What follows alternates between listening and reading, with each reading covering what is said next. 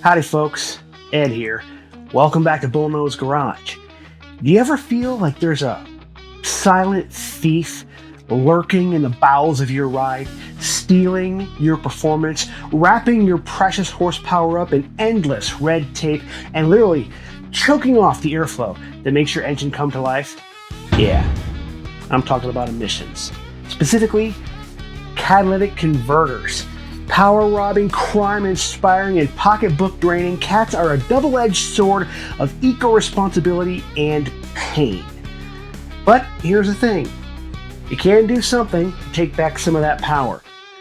Today, we're talking about cat options, from keeping your ride stock all the way to cutting the cats out completely. Specifically, we'll talk about high-flow cats, how they work, what they can do for you, and I'll check out the ones that just landed on my workbench, courtesy of Dynovox. But don't get too excited just yet. High-flow cats can definitely give you back some of the horsepower that the EPA stole from your ride, but you might think twice when Johnny Law comes knocking. Dramatic? Maybe, but it's definitely something you need to know. Stick around. Hello.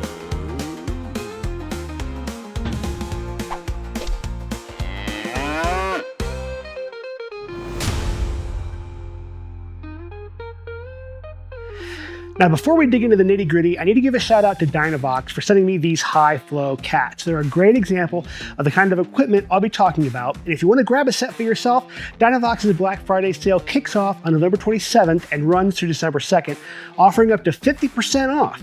So if you're looking to nab some exhaust or intake parts, this is the time to strike. I'll circle back with some more details. Okay, so let's kick things off with the basics. A catalytic converter is a component of your exhaust system responsible for cleaning up the exhaust gases before they exit the tailpipe. Inside, you'll find metals like platinum, palladium, and rhodium, the MVPs of emissions control. These metals work like catalysts, starting up chemical reactions without burning out in the process. They're also why some sketchy characters love to hack your cat off with a saw. Those metals are worth a boatload, even in the small quantities you find in a catalytic converter. Catalytic converters pull off a nifty bit of chemistry to break down pollutants. There are two stages to the job that they do. In the reduction stage, platinum and rhodium split nitrogen oxides into harmless nitrogen and oxygen, cutting down smog-forming emissions. Next up is the oxidation stage, where platinum and palladium make carbon monoxide, a toxic gas, react with oxygen to become carbon dioxide. Any unburned hydrocarbons are also oxidized, turning into CO2 and water vapor. Think of it like a little high-temp lab under your car, turning nasty exhaust into something a bit more eco-friendly. OEM cats are all about compliance, standardization, and appealing to the mass market. That means hitting strict emissions targets, cutting costs, and keeping things quiet. Horsepower? Not a top priority. Because of that, they tend to choke your exhaust flow in order to meet their main objectives. High-flow cats, though, are built for performance. They're designed to let more exhaust pass through with less resistance. It's kind of like trying to sip a thick milkshake through a tiny straw versus taking a big gulp through a wide straw. The benefit is less back pressure, and that means better exhaust scavenging, which translates into improved horsepower and torque. Now, for those running performance mods like aftermarket headers, camshafts, or stroker builds like my upcoming 408 stroker Windsor here, high-flow cats can make a measurable difference. High-flow cats use more open cell substrates with strategically placed channels to keep exhaust flowing efficiently while still catalyzing those gases. Most high-quality models, like this 3-inch unit from Dynovox here, feature stainless steel construction for durability against heat and corrosion. The cells per square inch, or CPSI, rating in high-flow cats is lower than in OEM units. Lower CPSI means fewer tiny channels for gases to navigate, reducing restriction. But don't worry, these cats still do their job of cleaning emissions, though they may not be certified to do it. That certification can be a bit of a problem when it comes to federal or state compliance with emission laws. Here's where things can get a bit controversial, especially with gearheads and shade tree mechanics. Most high-flow cats, like these, are not federally compliant.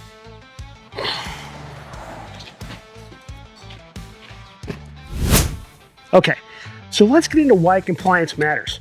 CARB CARB, or the California Air Resources Board, sets the gold standard for emissions regulations, which a few states use as a benchmark. If it isn't CARB compliant, it doesn't meet their rigorous standards. These non-compliant cats, like the Dynovox cats I've got here, can't legally be sold or used in states with CARB regulations. That's California, New York, Maine, and Colorado. Why? Well, CARB-compliant units have additional testing and require certification to meet stricter emission targets. So, if you're in or plan to sell your vehicle in one of those states, you got to keep that on your radar. It could mean the difference between passing emissions or failing. My state, New Mexico, doesn't currently follow CARB, so I was able to get my hands on these. Also, keep in mind that modifying your exhaust or emission system, including adding high-flow cats that aren't EPA certified, constitutes tampering as far as the EPA and federal government are concerned. Tampering is a specific term. And that means installing these on your vehicle to replace your stock cats can be a bit problematic in terms of legality on a federal level, even if they'll work as well as a certified unit and they're legal in your state. I won't tell if you won't. All right, so let's take a look at these Dynovox units themselves. Right out of the box, they look like they're pretty high quality. Made out of stainless steel, which is great when you're dealing with temperatures up to 1200 degrees Fahrenheit in your exhaust. So you definitely want something that's nice and robust there. And, you know, I haven't put these on, obviously. I haven't tested them yet, but they look good. I did a review of some Dynovox headers a couple months ago, and they looked really good too. So, you know, the quality seems to be there. As I'm looking through, you know, you can see where the high flow channels all are in there. You can see right through it. Looks really good. I don't see any debris. I don't see any broken bits. I don't see anything in here that would indicate to me that it's not high quality. So I am really looking forward to getting these on the vehicle and seeing how they sound and seeing how they work.